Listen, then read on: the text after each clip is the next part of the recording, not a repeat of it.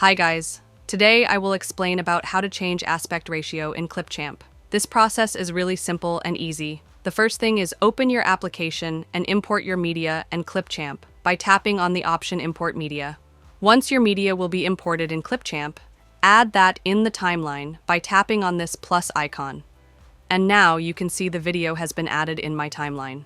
Now time to change the aspect ratio, because the current size of this video for long videos, like for YouTube videos, not for TikTok, Instagram, or for else.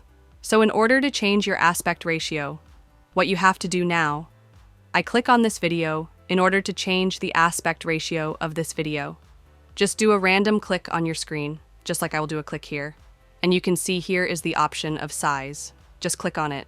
Now here you can see multiple aspect ratio which are available.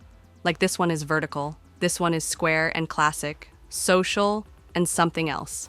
Now here, you have to choose that one to which you want to change. Just for example, I will change to vertical.